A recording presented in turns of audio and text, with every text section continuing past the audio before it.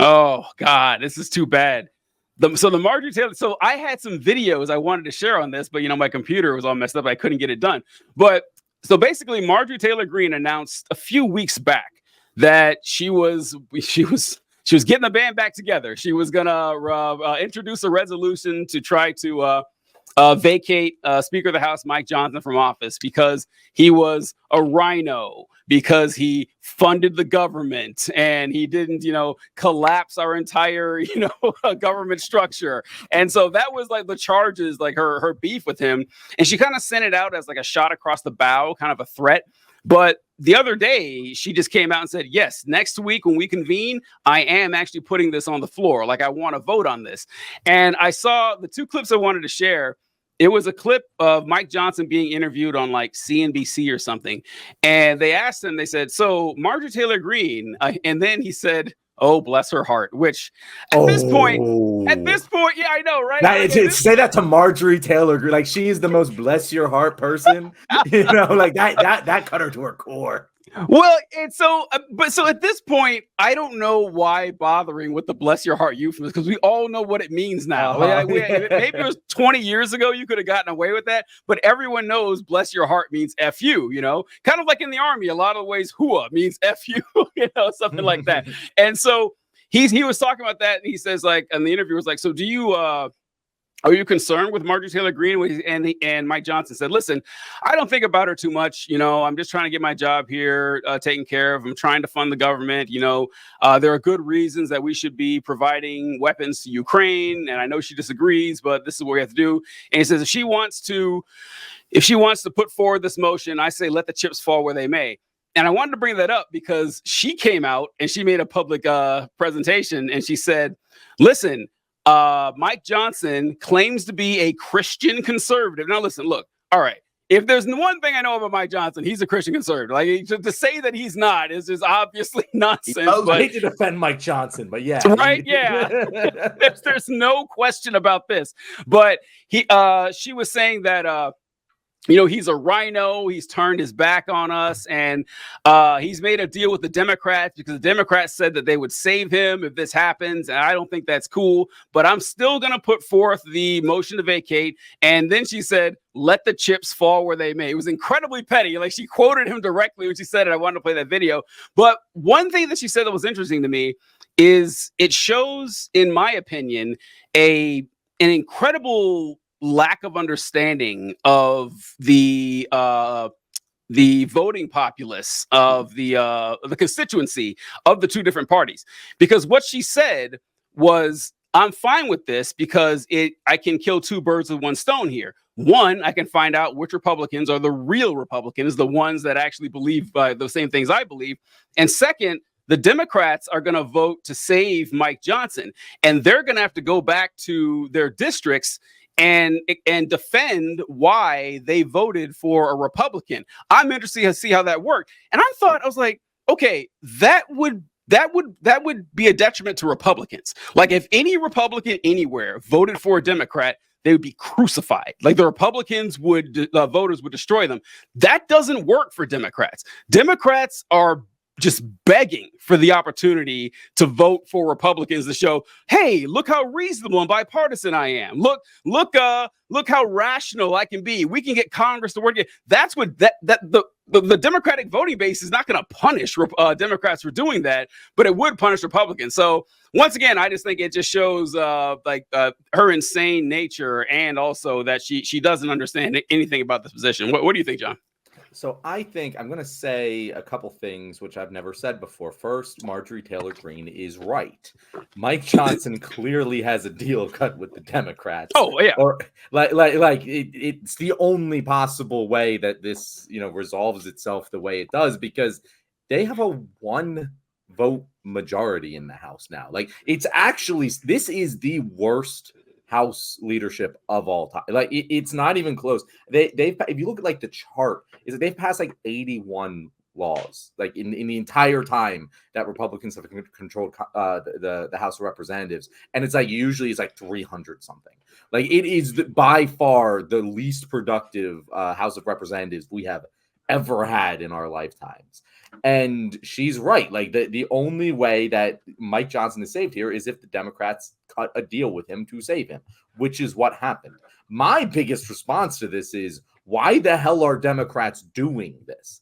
I would have understood if they did this to save McCarthy, but why are they doing this to save Johnson and not McCarthy when they're one fucking vote away from control? Like, they're one vote away. All they need is one more defector to go, and they win. Like, we take the entire House. We have the trifecta again. Why wouldn't you do everything you can to sabotage the Republican Party? It doesn't make. What are you going to do? Pass laws now? That clearly isn't going to happen. Like, I don't know what you're getting out of this. What do you think, Todd? Yeah, I'm the same way. Like, it. I mean, you're with one, just one in the lead. I mean, that's just one fender bender before the vote is all it takes to change everything. Or one dude is sick that day, and you have control of the House, family, like any sort of thing, and it changes everything. Like, I feel like even back whenever they were trying to figure out how they're going to deal with the McCarthy thing, and that was playing out. It was a possibility that the Democrats could still, get Hakeem Jeffries there, if things just fell a certain way. So I feel like I don't know what's changed between then and now. Like, I mean, they got one more vote, and there's no way to politic your way into something better. You can't buy 2 Republican votes and get Hakeem Jeffries as the speaker. Like, you really can't just get 2 Republicans to switch sides for you. The Republicans do it all the fucking time. and also, I'm like, to what Marjorie Taylor Greene says, like, we all know that she can't be taken seriously, but what the heck is a Republican now? Like, what is? Oh my God, good question. Good question. What does a Republican even stand for now? I don't know that you could pull a Republican off the street and get them to give you a line by line list of even 3 things that being a Republican means, other than I hate transgenders, I hate gay people, and I love Trump. RT, get rid of it. Like, what does being a Republican even mean anymore? Yeah. Oh, go ahead, John. I was just going to say, like, you bring up a great point there, Todd, in that what is happening with the Republican Party right now and the right wing of the Republican Party is very interesting, because it's like watching a broken clock be right. Like, it's just like, yeah, a lot of the things Marjorie Taylor Greene is saying is kind of right here. Yeah, the parties do tend to work in unison to fund wars and shit and like do stuff like that. But the thing that Marjorie Taylor, the problem with that all the time is there's a long history of the far right co-opting left-wing verbiage and slogans and all of this, because on their face they're correct and they sound right to their base. It's just that what they end up doing with those conclusions is incredibly wrong. Like, Marjorie Taylor Greene, if she had control tomorrow, she ain't defunding the military. She's not doing that. Like, she can say this all she wants. It's not going to happen. None of these right-wingers actually want to solve the problems, but what they can do is fire up their base. And Marjorie Taylor Greene knows that she's not long for this world in Congress. Like, she knows she really. You think so? I very much think that Marjorie Taylor Greene knows that when Trump is gone, she is gone, and when she is gone, she's gonna have a lucrative fucking career with this base that she brought up. She's gonna be fucking Jones or fucking whatever for the rest of her life, and she's gonna make millions and millions of dollars off of it. And that is her end goal. So it doesn't matter to her if she destroys the Republican Party. It's very lucrative for her. Her long-term goals are not having the Republican Party dominate and govern. She doesn't give a shit about that. She cares about just playing to her base so they come with her when she goes to fucking Fox News. Huh. So that's interesting, because I've been warning this too, because so Marjorie Taylor Greene is not in the same position that someone like Lauren Boebert's in. Lauren Boebert won in a purplish district, and this last election in 2022, she won by like 300 votes. I mean, it was razor thin. And when that happened to her, I thought, okay, she's probably gonna be more moderate now. Mhm. That boy, was I wrong. Boy, was Mhm. I wrong on that. Like she stood the course, and of course she's suffering for it, which is why she's trying to run in a different district now. So Boebert's gonna be out. She's gonna be Yeah. gone. She's not gonna be around next cycle. Greene though comes from like a fire engine red district. Like she is not losing at all, and it's gonna be. I mean, I suppose if after a while, like if the Trump phenomenon wears off, that you might have a primary contender against her. But man, incumbents really hard to beat when you got that much, especially money. And so maybe she is thinking like way ahead or something, like 10 years from now, when Even the if whole it's 10 years, like if I genuinely like. I don't think she likes this job. I think, like Trump, she doesn't want to do this job, but she has to because it's where the bread is getting buttered.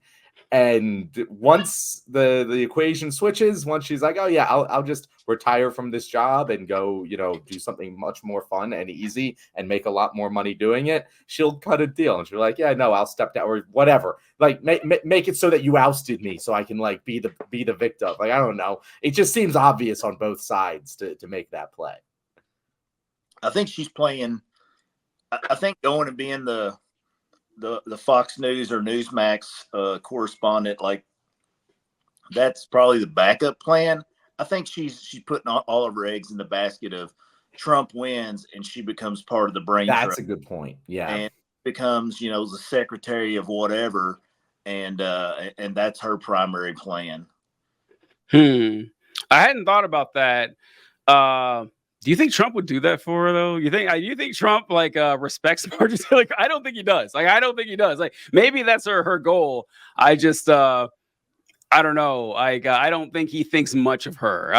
From the interactions that I see, he doesn't seem to have it's like kind of like Carrie Lake, how we kicked Carrie Lake out of Mar-a-Lago last week, which is pretty funny. And the Fox News, and listen, oh man, how do I say this? I don't think the Fox News gig is going to work out for her. You can just it's imagine not Fox why. News. It's not going to be Fox News for her. It's going to be fucking Newsmax. It's going to be Breitbart. It's going to be something. She's going to do her own thing. Any medium that's a visual medium. I'll put it that way. I'll put it this way. That I have a hard time believing that like maybe she has a podcast. Maybe that'll work out or something like that. But if you're going to be a forward facing with your image, kind of hard to see Marjorie Taylor Greene doing that. Wait, why are you saying that? I'm just saying that's just my gut instinct. She looks like a Fox News anchor. Like she looks like she came out of the Fox News factory. No, she looks like a Fox News anchor that was bitten by the wrong type of radioactive spider. I'll put it that way. Like that actually had like horrible effects and everything. No, I don't think she's up to interesting. I didn't think. Yeah, like I wouldn't necessarily have said that. I don't know. Like Todd, you got to break the tie here. You got to break this misogynistic tie. What do you think? Because no, I don't see it at all. No, what do you think, man? I mean, I think you got to consider where a lot of these conservatives come from. And what the typical woman looks like to them. Okay. She looks like every white woman in Florida. Like, listen, Marjorie Taylor Greene just looks like she's been through a lot. I'll just put it that way. She's been through a lot. Like she looks like. I mean, it's just I don't know. She looks kind of like she's no Lauren Boebert. I'll put it that way, she's no Lauren Boebert, but I think she has a place on television. Let us know in the comments what you think. Should Marjorie Taylor Greene be on TV or the radio? The hottest horrible Republican out there. No, but this is I think Todd, you mentioned this, which is a really good point. Is that so like. We've been some of those people. People have been bashing Nancy Pelosi for as long as I've been alive. People have been talking about Nancy Pelosi and how she's abrasive and she's dismissive and she's elitist and she does insider trading. And, all that stuff is true. But I tell you what, she ran a hell of a tight ship when she was Speaker of the House. She never brought forth legislation that she wasn't 100% certain was going to pass. She never made the party look bad. She was a fundraising machine, which is unfortunately the most important part of being a politician. There's a reason that she was Speaker for, forever, and then they lost, and then they made her Speaker again because she was great at the job. And she did foster this like party loyalty. Say, listen, I know that you have to vote your district and you vote your conscience, but we have to stick together as a unit here if we're going to get, and if we have a hope of getting anything done. The Republicans don't have that. They do not have that at all. There is a giant section of the Republican caucus that does not give a single solitary fuck about the Republican Party. They don't. They are all, and Matt Gaetz is a great example of that. Matt Gaetz, put forward this resolution to fire Kevin McCarthy, knowing he only had like 6 people that supported him. So it was enough people to make sure McCarthy didn't get elected, but not enough people to actually elect somebody else. And he didn't give a shit. He didn't care. And that did nothing but hurt the Republican Party. The only person it helped was Matt Gaetz, because it helped raise his profile, because he doesn't have to run nationwide. He just has to run there, or he could do like whatever media thing he wants to do or something like that. And I think that it just speaks to like the fractured nature of the Republican Party, the atomistic nature of the Republican Party, that they don't really have a unified goal on anything. They're just there to further their own self-interest, even more than most politicians, and they don't care who they tank on their way out. And you guys were asking, why make a deal now with Johnson when you wouldn't with McCarthy? And I'll tell you, like, one of the main reason is because McCarthy refused to make a deal. He wouldn't. Like, they asked him like several times, like, hey, would you make a deal with the Democrats to try to keep? He said, no, there's no way I'm ever working with the Democrats. So who knows? The Democrats may have worked with McCarthy to save his job, because you give them enough, committee chairs, or you give them like whatever, like money or whatever they want, promises for legislation that could actually help them out. But McCarthy was unwilling to do so. And I think that Johnson learned from that. Like, he saw that McCarthy thought he could weather the storm by not working with it. It's like, okay, if they got Kevin McCarthy, they sure as hell are going to get me. So I don't know what he gave up, because the Democrats have, Johnson hasn't said anything about this, but the Democrats have confirmed, yes, we have made a deal with Mike Johnson. I don't know what they got from him, but if it was worth it, I can see why they would do it, because, getting a guaranteed deal from him now is a sure thing. But getting Hakeem Jeffries in there when he's going to control the minority, you may not get anything. So I think that might be the calculus. Could be a boat. It could be a boat, TJ. I'm not a Family Guy fan, but that is one of my favorite bits ever. but that's my guess on it. Who knows? But that's just what I got to think about that. All right. I think a good point about that, though, that you were talking about previously is, the Democrats, they've always stuck together. Nancy Pelosi was a glue that kept the Democrats together. Yep. The Republicans had that, though. Newt Gingrich, Mitch McConnell, they had all that. But when they got into bed with Trump, that all ended. Like, they lost control. And so when you say there's a lot of Republicans who don't give a shit about sticking together, they're not Republicans, though. The MAGA is not. They're not Republicans. They're Trump. They don't have to. It's just an all-in bet. Either Trump wins or he doesn't. If Trump wins, you are now the highest-ranking people in the world. You won the fascist game. And if Trump doesn't win, who gives a shit? The Republican Party's fucked anyway. So like it kind of is a no-lose situation. All right, good stuff. I want to add something to that. Narrator says that we need super chats. I don't know if we can do super chats yet. Yeah, I saw that narrator. We definitely appreciate the love, and I will look into how you can get us money. But I do. We just passed 1,000 subscribers. Yeah, and I know that was like a benchmark for monetization. It might be something we're able to do super chat. So, narrator, we'll do some research. We'll look into it. And if we can have super chats, they'll be available on Wednesday when we go live again, and they'll be available the next Thursday too. And if we can't, I don't know, come to Philly and just drop me a 20. And you an envelope or something. So yeah, like on our YouTube channel, like we've been eligible for monetization for a couple of months now, and but I didn't bother checking to see how. And because there's like two different levels of it. There's the first level, and I don't know what that is, and then the second level. But yeah, I remember seeing it a couple months back, and it's like, hey, you've made $1.88. I'm like, okay, what? Who cares? So I didn't really look into it too much, but that's interesting. So if I may, I wanted to talk to Todd about something. How you mentioned that they're not Republicans, and I guess I would disagree a little bit, because this is what Republicans are now, is what I would say. Like, Republicans are just MAGA now. Like, it used to be that you had like the Freedom Caucus, and you had the Trump folks, and they were like infringing on the Republican Party. I think that's the vast majority of Republicans now. I like the days of like the John Boehner Republicans are dying. Like the Republicans that have the loudest voice and the most influence are not Mitt Romney. Like, they're going to be the Boeberts and the Greens and the Louis Gohmerts and the Senator Foghorn Leghorn, John Kennedy. It'll be like those insane folks, and all that. But I wanted to ask,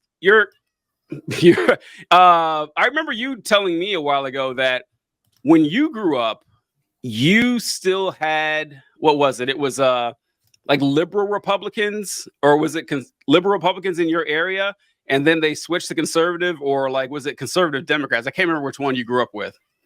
So here in Kentucky politics, there was the Democrat Party always controlled state politics, but Kentucky would never vote for Democrats in national elections. Like, it was a very Southern Democrat type Democrat Party in state politics. So the Democrats in the state of Kentucky were very conservative Democrats. And it's been in the last 15 years probably that Republicans took over state politics too. Like, everybody just stopped being Democrats. Like, I'm not one of those granddaddy Democrats because these national Democrats are over here talking about transgenders got rights and all these gay people and whatnot. So yeah, it was. I grew up with the Democrats that I knew were overwhelmingly still pretty conservative, not progressive in any way, other than they liked unions and they were for the working man, and they meant the white working man when they said yeah. All right, guys, if you have made it this far in the video, you're probably like me and absolutely losing your mind right now and feeling like the entire world is taking crazy pills because absolutely nothing makes sense. But luckily for you, we're here to make sense of it for you. And so is our wonderful guest this week, SupermanTodd. Superman, if our audience wanted to find you somewhere else, they liked what you had to say today, where can they do that? Hey, I'm just pretty much only on TikTok at SupermanTodd 2. I had a pretty good following on TikTok before I got permanently banned about a year or so ago. So my following's not nearly as big as it was, but just SupermanTodd 2, kind of known as the Southern Liberal. So just hit me up on TikTok and we'll have a good time together. Appreciate it, Todd. His account was banned by my other account. Lex Luthor TJ was responsible for taking that down. So it was a pretty good time. But we appreciate you guys watching. Be sure to tune in next week.